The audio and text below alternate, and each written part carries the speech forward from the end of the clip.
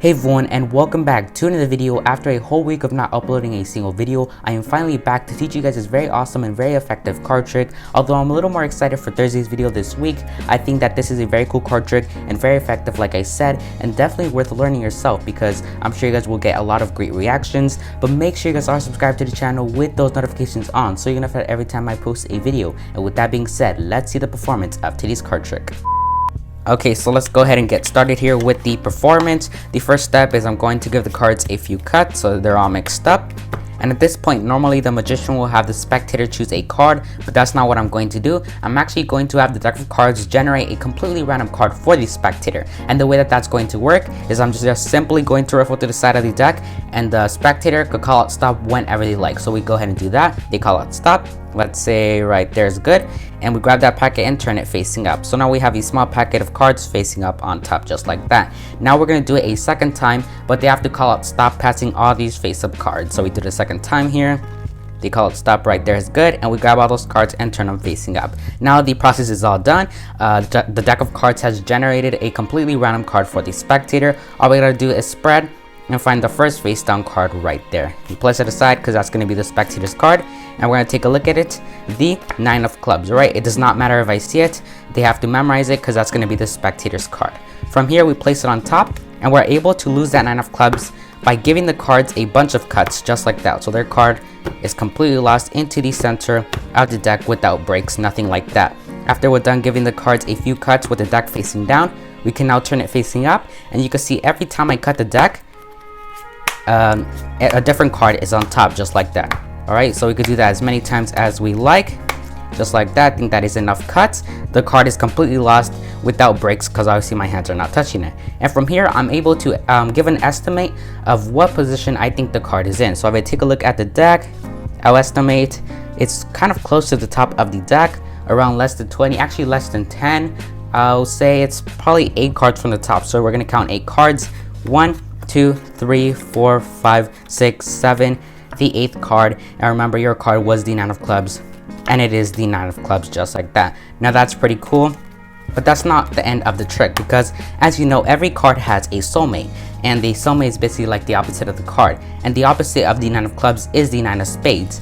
And what I'm going to do is we're going to go ahead and find the 9 of spades, but the deck of cards will do it all. We're not going to do anything. The deck of cards is going to do it all by itself. So just imagine that the soulmate of the 9 of clubs is making itself unique from all the other cards, and if you think about that strong enough, it will come a reality. So if we snap our fingers and we spread to the cards, you'll see one card is unique from all the others because it is actually green, and if we pull it out and take a look at it, it is the soulmate, the 9 of spades, just like that. And yeah, that is the performance of today's card trick. If you did enjoy it, continue watching because the tutorial is coming right up.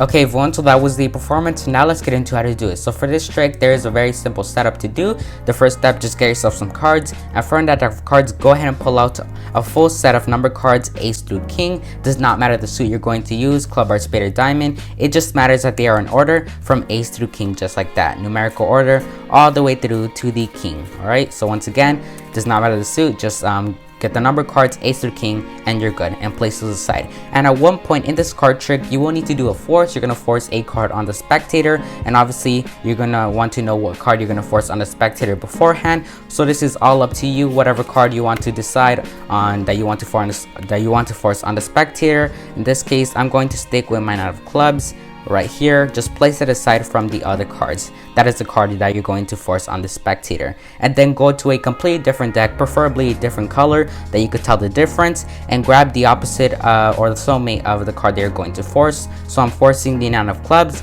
and I pulled out the opposite of the 9 of clubs, the 9 of spades, with a different colored bag. And yeah, that is basically all you need for the setup. To put this together, grab your number cards, ace through king, place those in your hand facing down. So from the top, you should have the king, queen, jack, and so on to the ace. And then grab the opposite of the opposite of the card that you're going to force with a different colored back and place that on top. And then the rest of the cards, this packet of cards is going to go at the bottom of the deck. So the rest of the cards, place that on top, making that small packet of cards at the bottom of the deck, just like that. And then lastly, the card that you're going to force, that goes on top. So quick recap here, if you turn the deck facing up, you should see the ace counting down to the king, numerical order all the way through, and the card behind the king should be the card with a different color back, the opposite of the card that you're going to force, which is on top if your deck of cards is facing down. Okay, once that was your setup, your deck is all set up to do this card trick. So the first step, this is optional. You could give the cards a few false cuts, meaning that all the cards stay in the exact same spot. Make sure they are truly false cuts, or else you're gonna ruin the setup of the cards, and then you can't do the trick, because basically this trick is relies on a setup. Right, so you could do a few false cuts if you like. Once you're done with that, you're gonna go ahead and force a card on the spectator. And the way that works, this to do this force, you're gonna need the card that you're going to force on top. And obviously with the setup, your card should be already on top. In this case, the 9 of clubs I'm going to force is on top, and the setup is pretty easy. So basically you're gonna want to ask the spectator to call out stop whenever they like, and tell them to call out stop a little less than half, because you don't want them to go too far down, because obviously there's a card that is different color from the others, and also because you're going to turn that packet facing up and then do it again. Alright, so they call it stop whenever they like. Right there is good. You grab that packet and turn it facing up on top, so you have a small portion of cards facing up on top. Alright, at this point you tell them to call out stop a second time, but they have to call out stop passing all these face up cards and continuing a little of these face down cards. Alright, so they call it stop again. Right there is good, and you grab all those cards and turn them facing up again. So from there, you tell them the process is all done. The deck of cards has generated a random card. So from here, you're able to spread and stop to the first face down card that you come by, out jog it, and place it aside. And right there, you literally just forced the card on the spectator, and they didn't even realize it. Obviously, you know what the card is, but you want to act like if you don't. So you say, let's see what card was chosen here. The 9 of clubs. Alright, you tell them to memorize and whatnot. And once you're done with that, grab their selection, place it on top, and then from there, you're gonna start to give the cards as many cuts as you like, completely losing the 9 of clubs into the center of the deck. But remember, there is a different colored card all the way at the bottom.